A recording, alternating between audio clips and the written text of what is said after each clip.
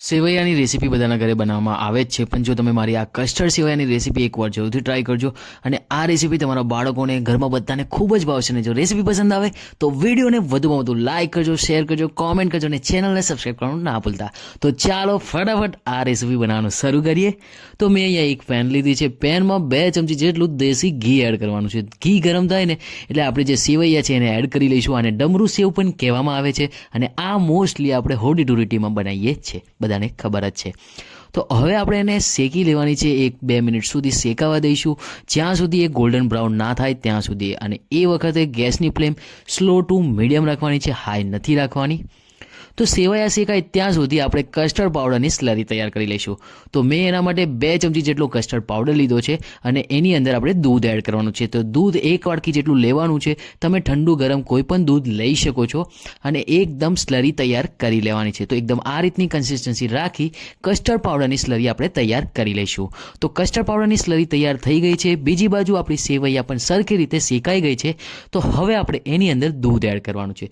તો દૂધ ફૂલ ફેટવાળું લીધું છે અને સાથે જ મેં 4 ગ્લાસ જેટલું દૂધ લીધું છે, એટલે કે 200 થી 250 ml જેટલું દૂધ એડ કરવાનું છે. તમે તમારી રીતે વધારે ઓછું કરી શકો છો. જો તમે વધારે લિક્વિડ રાખવા માંગતા હોય તો વધારે દૂધ પણ એડ કરી શકો છો. એનાથી ટેસ્ટ ખૂબ જ સરસ આવશે. લિક્વિડ હશે તો ખાવાની પણ મજા આવી જશે. તો હવે આપણે દૂધને ઉકળવા દેવાનું છે. મેં અહીંયા 4 ગ્લાસ જેટલું દૂધ એડ કર્યું છે. તો એની સામે આપણે 1.5 ગ્લાસ જેટલું દૂધને બાળી લેવાનું છે. અને જેટલી આ સેવૈયા ઉકળશે ને એટલો જ એનો ફ્લેવર અને એનો ટેસ્ટ ખૂબ જ સરસ આવશે. તો એકદમ આ રીતની કન્સિસ્ટન્સી થઈ જાય એટલે આપણે એની અંદર કસ્ટર્ડ પાવડરની સ્લરી એડ કરી લઈશું અને એને સરખી રીતે મિક્સ કરી લેવાનું છે. તો એકદમ આ રીતે મિક્સ કરી દઈશું. તમે મિક્સ કરશો એટલે એનો કલર પણ બદલાઈ જશે. તમે જોઈ શકો છો કે લુક ખૂબ જ સરસ આવી રહ્યો છે ને એકદમ આ રીતની કન્સિસ્ટન્સી રાખવાની છે. તો હવે આપણે એની અંદર ફ્લેવર માટે ઇલાયચી પાવડર એડ કરીશું. તો અડધી ચમચી જેટલો ઇલાયચી પાવડર લીધો છે. સાથે જ ખાંડ લીધી છે. મેં દળેલી ખાંડ લીધી છે 2 થી 3 ચમચી જેટલી. તમે તમારી રીતે વધારે ઓછી કરી શકો છો. જો વધારે મીઠું ખાવા માંગતા હોય તો વધારે પણ એડ કરી શકો છો. તો કસ્ટર્ડ પાવડરની સેવૈયા તૈયાર થઈ ગઈ છે. તો હવે આપણે ગેસની ફ્લેમ બંધ કરી લઈશું.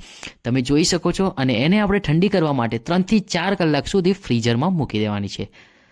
તો 3 થી 4 કલાક થઈ ગયા છે ને આપણી કસ્ટર્ડ સેવૈયા ઠંડી તૈયાર થઈ ગઈ છે. તો ઠંડી એને આપણે સર્વ કરીશું. એક બાઉલની અંદર કસ્ટર્ડ સેવૈયાને એડ કરી લેવાની છે. તો તમે પણ આ સમર વેકેશનમાં તમારા બાળકોને આ સેવૈયા બનાવીને પણ ખવડાવી શકો છો. બાળકોને ઠંડુ ખાવાનું મન થાય તો આઈસ્ક્રીમની જગ્યાએ આ પણ તમે આપી શકો છો. તો કસ્ટર્ડ સેવૈયા તૈયાર થઈ ગઈ છે. ઉપરથી આપણે એમના મનગમતા ફ્રૂટ પણ એડ કરી શકો છો. મેં અહીંયા સફરજન એડ કર્યા છે, ઝીણા ઝીણા ટુકડા એડ કરીને. સાથે જ ઉપરથી ડ્રાયફ્રૂટ એડ કરવાના છે. ડ્રાયફ્રૂટમાં તમે બદામ, પિસ્તા, કાજુની કતરણ લઈ શકો છો. તો આ રેસીપી એકવાર જરૂરથી ટ્રાય કરજો. ને જો રેસીપી પસંદ આવી હોય તો વિડીયોને વધુ લાઇક કરજો, શેર કરજો, કોમેન્ટ કરજો અને ચેનલને સબસ્ક્રાઈબ કરવાનું ના ભૂલતા. ફરી મળીશું નવી રેસીપી સાથે. ત્યાં સુધીને ગુડ બાય.